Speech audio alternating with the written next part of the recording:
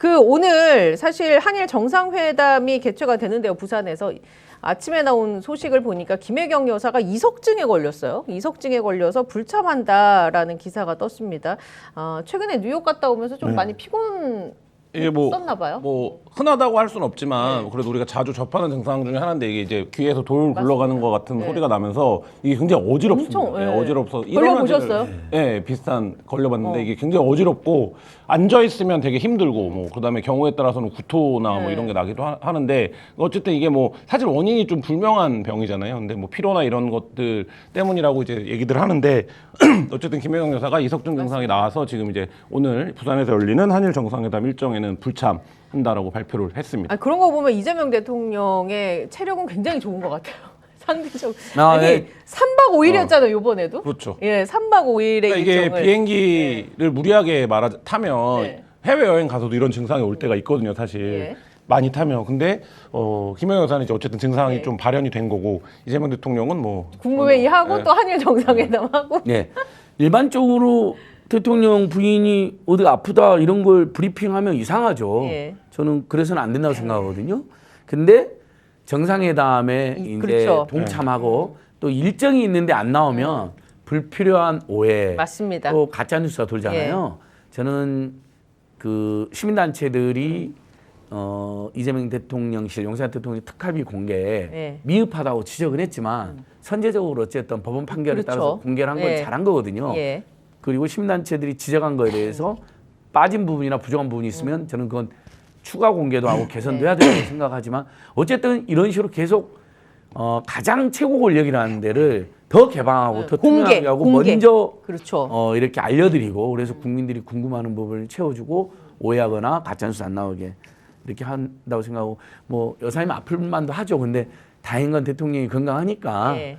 대통령이 건강해서 나라를 위해서 국민에서 더 많은 일을 해주길 바랄 뿐입니다. 만약에 오늘 김혜경 여사의 그 공지가 없이 이 불참을 했다라고 하면은 그거는 근데 불가능하죠. 왜냐면 외교적인 행사기 때문에 국내 그렇죠. 행사가 아니기 때문에 예. 사실 불가능합니다. 그러니까 사전에 공지는 반드시 돼야 되는 거죠. 근데 사유를 얘기하지 않았다고 하면 그거는 문제가 되죠. 그렇게 그렇죠. 하면. 사유 네.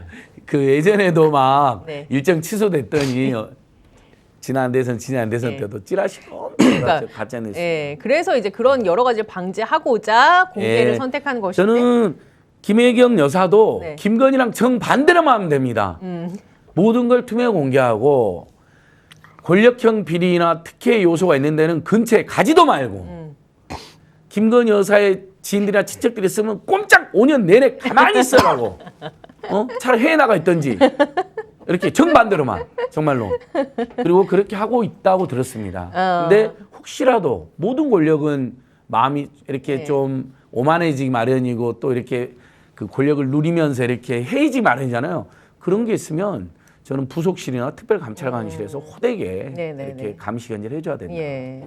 오늘 만나는 그 한일 정상회담 같은 경우는 이시바 총리가 사실은 퇴임이 얼마 남지 않았잖아요. 네. 그래서 굉장히 인기도 없죠. 네, 그래서 이게 어떤 의미를 갖느냐 정치적으로 궁금해하시는 분들도 있을 것 같기는 해요. 뭐 이시바 총리가 임기도 많이 남아 있고 뭐 지금 지지율도 높고 이러면 훨씬 더 많은 일들을 추진할 수 있겠지만 지금 한일 관계에서는 어쨌든 셔틀웨이를 복원한다. 그리고 이제 일본의 정치 체제가 독특해서 자민당 내에서 어쨌든 파벌이 총리가 되는 구조가 십수년째 반복되고 있는 거 아닙니까? 그렇다라고 하면 결국에 어쨌든 자민당의 핵심적인 의사결정을 하는 그룹과 계속적으로 이 부분을 논의해 간다라는 차원을 일단 봐야 될 것 같고 한일 간에는 뭐 여러 부침이 있었습니다만 지금 어쨌든 이재명 정부 들어와서 투트랙 원칙을 천명하고 있고 그 투트랙 원칙에 따라서 지금 진행이 되고 있는 거기 때문에 뭐 오늘 우리가 뭐 드라마틱한 역사적인 진전이 있는 언급 이런 걸 기대할 수는 없겠지만 사실 어쨌든 관계를 정상화해 나간다 뭐 이런 데 의미를 좀 둬야 될 것 같습니다. 저는 그런 얘기를 서로 은연중에 이렇게 살짝 나누지 않을까. 뭐냐면 이제 트럼프 관세 관련해서 일본도 엄청 두들겨 맞았잖아요. 이거는 이제 이미 사인을 해버렸잖아요. 5,500억 달러 투자하기로 했나요? 우리나라 이제 3,500억 달러 막 더 내놔라 뭐 이런 얘기도 왔다 갔다 하는데 둘이 야 미국 너무한 거 아니냐 이런 얘기 하잖아요. 그런 이야기를 비공식적으로 예, 할 수 있죠. 그러니까요. 비공식적으로. 인도의 모디 총리나 예. 브라질의 룰라 총리 대통령 같은 경우는 뭐 대놓고 싸우고 있잖아요. 예. 그러니까 각 나라마다 대응이 다른데 그렇죠. 네. 일본은 뭐 국내에서도 뭐 여력은 내지만 네. 잘못됐다는 지적도 많더라고요. 이제 일본 안팎에서도. 근데 저는 이시바 총리가 그래도 극우 성향이 덜하니까 예. 그나마. 또 이렇게 일본의 과거사 문제를 우리는 예. 강력하게 규탄하고 지적할 수밖에 없지만 또 대통령이 그렇게 해왔지만 어쨌든 이웃으로서 또 미국이 이렇게 너무 깡패질을 함부로 하는 상황에서 아시아에 가까운 나라들끼리라도 좀 협력해야 되는 상황에서 정성껏 성의껏 대하고 있지 않습니까? 네. 그렇다면 이시바 총리도 와서 한국이 이렇게 시간을 끄는 건 잘한 거다라는 조언도 해주고 물론 공식적으로 좀 좋지만 뭐 비공식적으로 해주고 예. 특히 저는 이시바가 이제 지금 아주 강경 극우 성향의 총리가 예견되고 있는 상황에서 다시 한번 우리 이제 마지막 한일 정상이 될까 하니까 이시바 입장에서는요. 뭐 나중에 또 총리가 되는 경우가 있겠지만 일본은 과거사에 대해 좀 더 전형적인 입장을 표명해 줬으면 좋겠습니다. 뭐 고노다마를 계승한다 정도가 아니라 김대중 오부치선을 계승하는 정도가 아니라 조금 더 진전돼서 네. 어쨌든 지금도 전 세계적으로 일본의 이 과거사 만행 그거를 나몰라라하게 잡아떼기 은폐하기 네. 이거에 대해서는 규탄이 끊임없. 오죽하면 중국에서 지금 731 부대 남경 대학살 영화에서 731 부대 영화가 엄청난 흥행인데 그건 중국의 무슨 과잉 민족주의 영향도 있겠지만 세계적인 설득력도 일부 가지고 있는 것이거든요. 그렇다면 좀 더 전향적인 입장을 내서 우리 아시아 인류에게 인민들에게 좀 선물을 주고 퇴임했으면 좋겠어요. 아, 근데 그 퇴임이 얼마 남지 않아서 그런 예민한 부분을 안 바람과 달리 하겠지만 예. 아니 근데 후임 지금 총리 거론자가 네. 그냥 야수꾼이 시사참배 마음대로 하고 다케시나말 독도는 일본 땅이면 마음대로 하고 다니는 사람이에요. 네. 지금까지 총리 중에 제가 보기에는 아베보다 더 극우 성향이라는 평가를 받아요. 근데 뭐 과거사 관련해서는 저는 이시바가 진전된 언급을 내놓을 수는 없을 거라고 그래, 보는데 안 하겠지. 예. 오늘 근데 바람. 만나면 예. 재미난 얘기를 할 게 있어요. 어떤 거요? 어제 트럼프가 헐리우드 외 밖에서 제작되는 컨텐츠에 영화. 대해서 100% 관세를 부과하겠다고 하는데 네. 여기에 제일 말하자면 공동전선을 구축할 수 있는 나라가 한국과 일본입니다. 그러니까 한국과 일본은 여기서 이해관계가 같아요. 예. 예. 네, 그렇기 때문에 이 얘기를 좀 해볼 수 있다. 그러면 여기서 이제 그런 거를 바탕으로 해서 이제 말하자면 한미의 공조가 굉장히 중요한 것이지만 미국을 상대로 해서 한국과 일본은 다른 경제적 이해관계를 갖고 있는 부분들 그리고 일치하는 부분들이 있거든요. 그러니까 사실 이제 딱 정확하게 하루 전에 트럼프가 헐리우드 관세 100% 얘기를 했기 그렇죠. 때문에 예. 사실 이제 그 얘기를 좀 해보면 어떨까라는 생각도 들고 그러면 이제 관세나 이런 부분들에서의 어떤 공동 대응이라든지 예. 뭐 이런 부분들에 대한 이해를 좀 넓혀갈 수 있어요. 그렇네요. 이시바 입장에서는 이제 곧 퇴임하니까 네. 사실 굉장히 트럼프한테 시달린 거 아닙니까? 예. 한마디로 대줘야죠. 정말 트럼프 대통령님 너무하십니다. 어떻게 지금 이 순간까지도 맨날 말을 바꾸고 이렇게 다른 나라에 함부로 합니까? 이재명 대통령 수고 많으시네요. 한국과 일본이 이럴 때는 이웃으로 함께 그러니까요.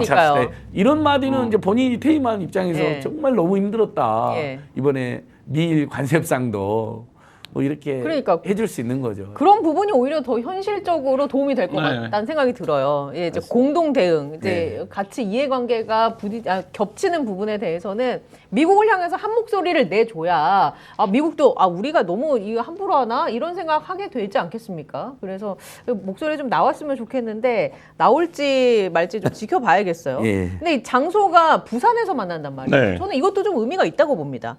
이재명 대통령의 국정 철학, 이 정치 철학과도 좀 연결되지 않나 이런 생각도 좀 들고. 일단 뭐 거리도 가깝고 일본하고 그다음에 이제 부산에서 한번 보고 싶다는 얘기를 했었던 거잖아요. 예. 그러니까 이제 그런 것들이 반영이 된 것 같고 우리가 늘 관성적으로 정상회담이 열리면 서울에서 열린다고 그렇죠. 생각을 하는데 네. 오늘 뭐 부산으로 내려가는 게 이제 뭐 에이펙도 해야 되기 때문에 뭐 그런 차원들 여러 가지 감안했을 때 그리고 이제 한일 간에 이재명 대표가 했던 언급 중에 일본 언론이 그때 제목으로 많이 뽑았던 것 중에 하나가 같은 바다를 쓴다는 예. 거였거든요. 같은 앞마당을 쓴다. 근데 이제 그러면 말하자면 우리 쪽에서는 거기가 제일 마당을 보는 끝자리 그렇죠. 아닙니까? 뭐 그런 차원의 뭐 지리적인 의미 뭐 이런 것들도 있는 것 같습니다. 예. 너무 잘한 거죠. 이건 정말 잘한 겁니다. 네. 또 서울에 살 이유가 없잖아요. 대한민국은 골고루 다 같이 잘 살아야 우리 헌법에도 써져 있는데 예. 고이즈미가 제주도에 왔었거든요. 네네. 이제 두 번째로 지역에 온 우리 그 일본 정상인데 너무 잘한 거고 이제 이런 분위기를 계속 만들어야죠. 서울 중심 사고에서 탈피해서 전국이 골고루 각광받고 예. 또 그 중심에 서고 그러면서 자연스럽게 지방 분권이 이루어지고 예. 그래서 대법원 빨리 대구로 옮겨야 됩니다. 이야기 나온 김에 서울대가 서울에 있을 이유가 뭐가 있습니까? 이름 한국대로 바꾸고 국립대 다 통합한 다음에 네. 한국 1대학, 2대학, 3대학 해가지고 예. 오지라든지 험지 가서 열심히 공부하면 되잖아요. 네. 육사 왜 서울에 있습니까? 강원도 전방에 가가지고 예. 나라 지키고 그 지역에 또 소외된 지역 규정. 아니 이건 너무 설득력인 논리예요. 예. 서울대 육사 대법원 서울에 있을 이유 하나도 없습니다. 그렇죠. 정상들도 아니 세계적인 정상들도 경주 아페기에서 모이고 그다음에 일본 정상도 부산에 오는데 뭐하러 서울에 다 있습니까? 그러니까 그냥 단순히 한일 정상회담을 부산에 처음 한다는 의미가 있는 것 정도가 아니라 전체 우리나라 사회 경제 정치 맞습니다. 시스템 전반을 예. 골고루 지방 분권하고 특히 책임 있고 고난 있는 기관일수록 지방으로 먼저 내려가서 나라 살려야죠. 그 지방에 살고 계시는 분들 중에서 민생 경제 어렵다 하시는 분들이 더 많으신가요? 훨씬 많죠. 서울에 비해서요. 근데 일본과 우리가 공통의 사회 현안을 갖고 있죠. 지역 소멸과 노령화를. 네. 그러니까 전 세계에서 가장 속도가 네. 빠른 나라고. 그러니까 부산도 지금 뭐 청년 인구라든지 이런 탈출이 굉장히 심해서 예를 들면 뭐 2050년 이후에는 청년 일자리 관련돼서 제일 심각한 문제가 있을 거다 이런 얘기들 하고 있고 일본도 지금 거의 이제 말하자면 그런 단계로 들어선 지 굉장히 오래됐기 빈집도 때문에. 엄청 많잖아요. 그러니까 당연히 이제 장소가 부산이다 이러면 그런 얘기부터 시작할 수 있는 거죠. 그러니까 예를 들면 그러면 무엇을 했냐? 일본은 뭘 했냐? 우리가 그런 부분에서는 적극적으로 교류 협력했으면 좋겠다. 그리고 부산 어쨌든 예. 우리나라에서 제일 큰 항구니까 뭐 그런 부분들 포함해서 그러니까 지금 말씀하신 것처럼 국내적으로는 지방분권이라든지 이제 지방을 살리는 차원의 접근. 그다음에 일본 그 회담의 장소성에 따라 할 수 있는 얘기들이 다르기 때문에 뭐 그런 부분에서 좀 그러니까요. 매우 적절하다고 보여요. 예. 부산 시민 저 부산 자주 가는 그러니까요. 편인데 그 부산 민심 좀 시민들이 말씀해 주세요. 어떻습니까? 아니 부산 시민들이 자조전한 말씀이 있어요. 예. 부산이 노인과 바다의 도시가 됐다. 이제 바다와 어르신들만 남아 있다는 건데 이런 상태에서 이제 한일 정상회담도 하고 그다음에 해양수산부부터 시작해서 해양 관련 기관들 추가로 다 이전하고요. 그럼 이런 게 다 계기가 되는 거죠. 다시 예. 도시고 활력을 찾고 또 여러 가지 그 발전 방안을 모색할 수 있는 또 북구강로 이야기도 많이 맞습니다. 나오고 있고 그래서 뭐 전재수 해수장관이 지금 부산시장 막 예. 그 여론조사에서도 1등을 다투는 이유가 네네. 이 해수부 이전이라든지 또 부산의 어떤 큰 인물이 부산시장이 되어서 부산에 좀 이재명 정부에서 큰 역할을 해달라는 예. 그런 기대 심리 같은 게 작용하고 있는 거거든요. 그래서 저는 부산이 우리나라 제2의 도시이고 해양 수도로 자리 잡을 더 발전하기 위해서는 예. 부산으로 더 많이 보내줘야 된다고 생각해요. 한일 정상회담 진짜 잘한 거예요. 그 북극 항로도 그 제가 전재수 의원이 다른 방송 나와서 하는 얘기 들어보니까 이것도 어마어마한 프로젝트가 되겠더군요. 네네네. 얘기 들어보니까 네. 지구 온난화라는 그 현상이 물론 여러 부분 우리가 마음 아픈 부분들이 있지만 어쨌거나 이게 그 얼음이 북극 얼음이 녹으면서 항로가 새로 이제 뚫리는 그런 거잖아요. 이런 거는 또 선제적으로 좀 접근을 해야 할 필요성이 있잖아요. 그래서 그걸 이제 미리 이재명 대통령이 보고서 이런 계획을 세우지 않았나라는 예. 생각을 해보게 됐습니다. 잠시 예 민생 경제 그걸로 좀 나아졌으면 좋겠네요. 자, 아니 근데 그 이야기라 근데 박수영이라고 하는 정신 나간 정치인이 예. 부산은 지가 부산 시민의 대표자도 아니고 일개 구청구의 국회의원에 불과한데 네. 부산 시민은 민생경제지원금 필요 없다고. 25만 원 필요 없으니까 예. 아유 그런 마음 부산이 예. 저기 부산대 앞에 상권도 가보면요 공실률이 30% 안팎에 치솟아 있고요 폐업자도 되게 많아요. 예. 저기 전국 평균 이상은 돼요. 근데 필요 없다는 망언을 한 참 무책임한 사람들이에요. 아니 저 2차 민생경제 그 쿠폰이죠. 민생회복지원금. 민생회복지원금 5만 5천 원 남았다고 문자 오더라고요. 아, 벌써 쓰셨습니까? 저는 지금 추석 앞두고 시장에서 아껴 쓰려고 네. 10만 원 거의 그러니까 진짜 가져왔습니다. 아껴 쓰고 있는데 지금 네. 지난주 이번 주에는 그래도 추석 앞두고 10만 네. 원이 나와가지고요. 예. 큰 도움이 되고 있고 그다음에 전북 부안은 30만 원, 예. 전남 영광은 50만 원, 전남 하수는 10만 원을 추가로 줍니다. 지자체들이. 예. 그러면 이런 데는요. 자, 전남 영광 보자고요. 4인 가족 200만 원에다가 중앙정부 10만 원 더 주니까 240만 원이 남습니다. 추석 앞두고.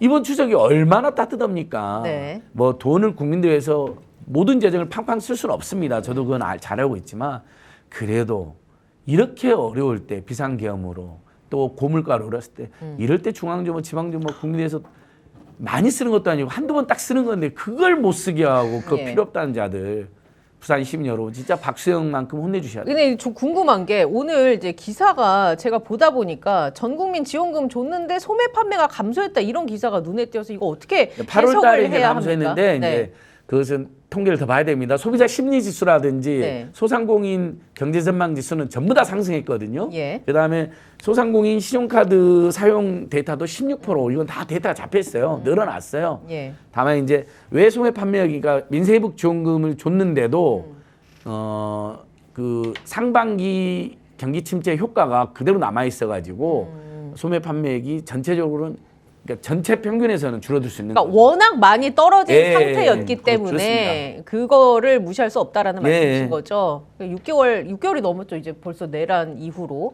그러니까 9개월, 소상공인 10개월째. 예. 카드 사용은 늘어난 건 100% 확인이 됐거든요. 네. 16% 늘어나고 뭐 10% 안팎 늘어난 것들은.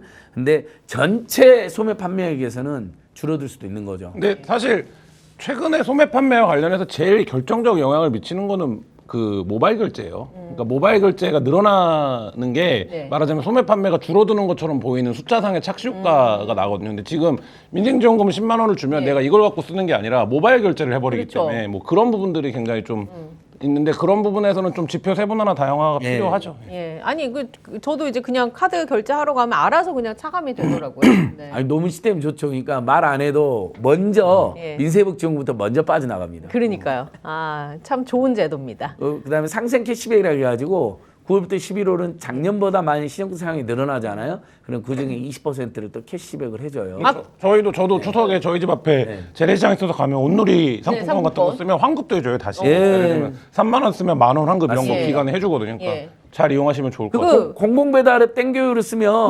수수료가 2%밖에 안 되는데 예. 장학금 너무 좋아요. 네. 두 번 쓰면 10,000원이 적립이 돼요. 어. 이런 것은 뭐 특정 기업을 떠나서 예. 지자체하고 이제 공공배달 땡겨요가 이제 네. 배달의 민족 폭리에 맞서가지고 수수료를 대폭 낮췄거든요. 2%로. 예. 근데 그 자체도 자영업자에 도움이 되지만 나에게도 두 번만 쓰면 10,000원이 생긴다. 10,000원이 생기기 때문에 이런 건 우리가 지금 이렇게 어려운 시기에는 꿀팁들 찾아서 다녀야죠. 그리고 이제 추석 연휴가 얼마 남지 않았잖아요. 여행 다닐 때도 나라에서 주는 3만 원 지원금 아이, 제도가 그거 있죠, 예. 있더라고요. 이런 제도들 알차게 쓰시기 바랍니다. 연휴도 긴데 알차게 쓰시기 바라고. 애청자 전용 상품을 만들었는데 자동차 보험 또한 보험의 점검이 필요합니다. 꼼꼼하게 보장이 돼 있는지 다 체크해드리고 있습니다. 바로 상담 가능하고 즉시 비교 견적해드리는 1644-1226 자신 있다 비교하라. 저희가 스픽스 애청자 전용 상품으로 만든 만큼 1644-1226을 전화주셔서 꼭 상담 받아보시길 바라겠습니다. 여러분들의 응원 격려 그리고 혜택 돌려드리겠습니다.